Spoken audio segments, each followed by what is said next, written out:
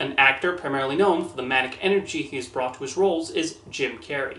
And while he is famous for contorting his face in all kinds of unique ways, there is a depth underneath that continues to impress, whether it's in a simple comedy or serious drama. There are even roles where he does away with many of his usual tricks. So I'm going to count down my favorite performances of his, from the absurd to the more subtle, and the range he has sometimes brought to them, starting with Bruce Nolan in Bruce Almighty. A number of his comedy roles are often based on what-if premises, where something unusual happens to his character and he tries to navigate the positives and negatives that come with it. Carrey would even parody this on 30 Rock in an episode where he stars in a fake Leap Day movie. Bruce Almighty gives him a decent amount of material to work with as a man who inherits the powers of God and then does what he likes with them. There is humor in their early scenes where we see the problems in his life and how he reacts to them, and then Carrey has a lot of fun playing someone being given the ability to do any magical thing. Whether he's splitting a bowl of soup like Moses or getting his dog to use the toilet, he finds the right reactions to everything. However, we also see it go to Bruce's head and the issues of this, and Carrey handles those moments well too, including the scenes he shares with Jennifer Aniston as his girlfriend. His scenes alongside Morgan Freeman as God are also well played.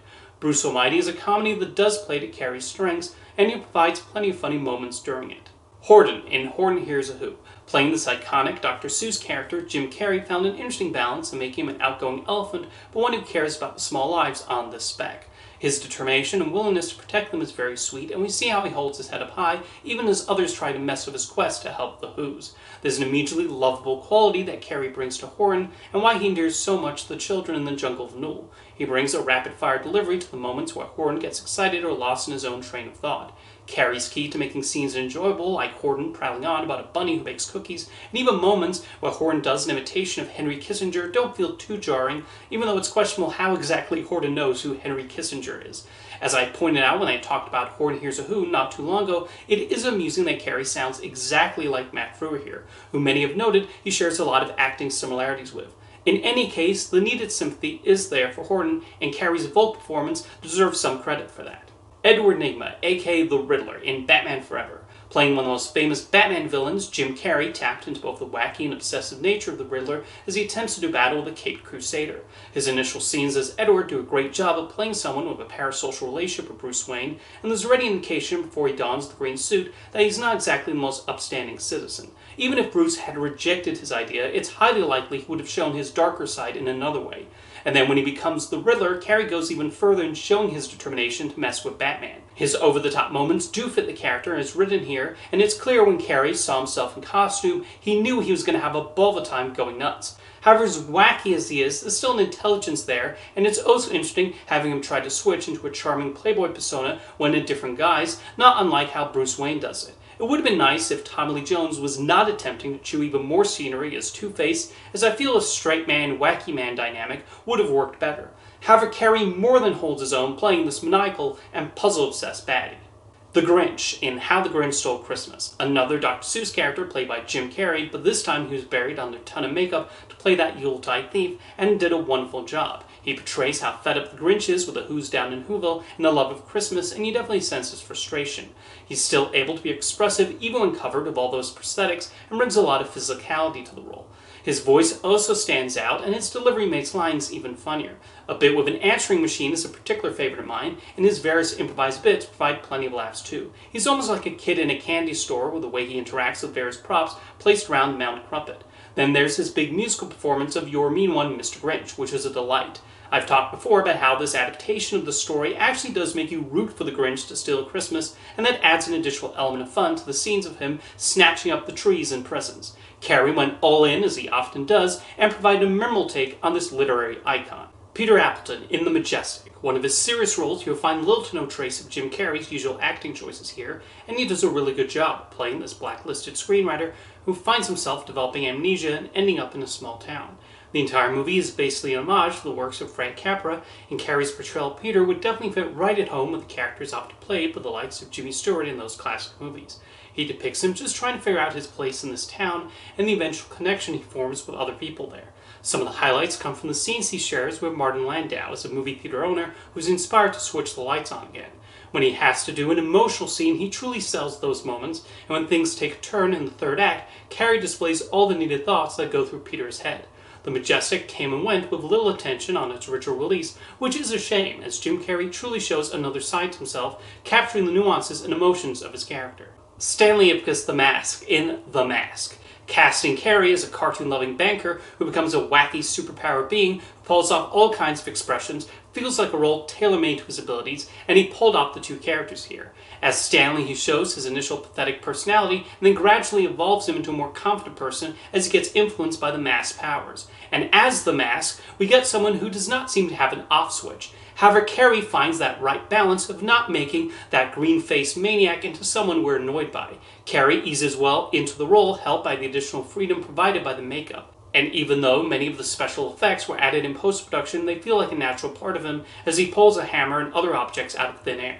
You can sense Carrey's imagination spinning as the Mask does all these miraculous things. His chemistry with Cameron Diaz is another high point in the movie, and his performance. With Stanley and the Mask, we truly get to see the two sides of Jim Carrey's acting abilities. As Stanley, we had someone who's a bit more downbeat, but still attempting that charm and humor. And then, as the Mask, anything is possible, as he acts out all these crazy scenarios and reactions. Fletcher Reed in Liar Liar. This fantastical premise of a lawyer who loses the ability to lie for one day gave Carrey a great springboard for all kinds of hilarious moments. There's a lot of humor out of him trying not to spit out the truth, but his mouth cannot help it, and this results in the funniest lines and scenes in the movie. Carrey even makes a scene of Fletcher struggling with a pen very funny, and the courtroom sequences provide further opportunities for Carrey to shine. Although even before this magical spell happens to him, there are still a lot of laughs as we see him in his law firm lying to everyone in sight.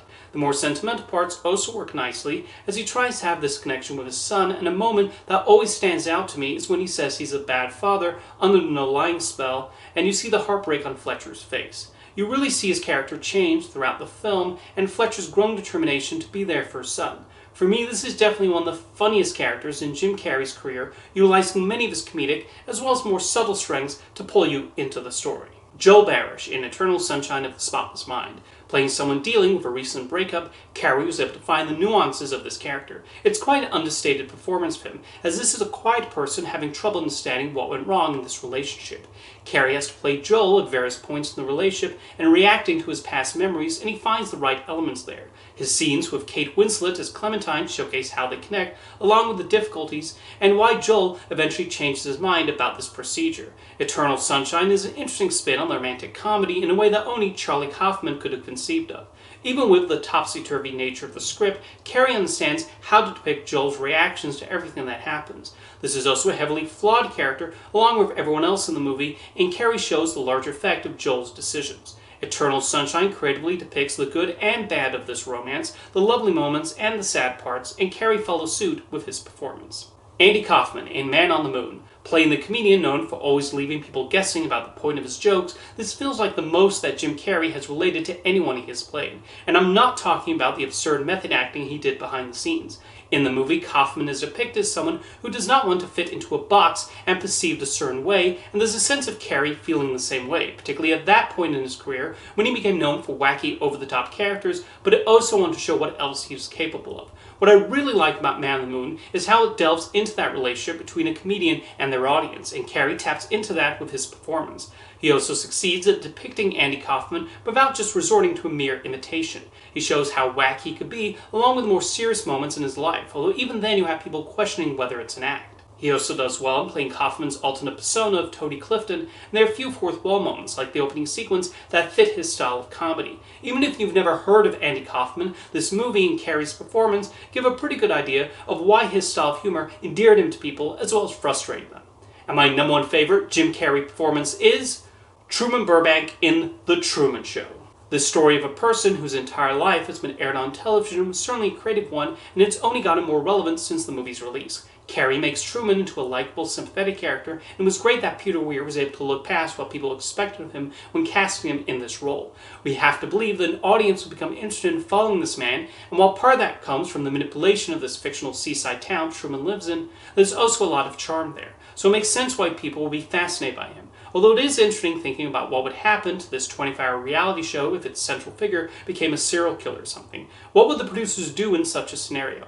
In any case, when Truman starts to see the fakeness of the world unravel, Carrey finds the perfect reactions to it, along with the psychological effect it has on him as he tries to figure out what's going on. He also does exceptionally well with the scenes where Truman is alone. Well, thinks he's alone.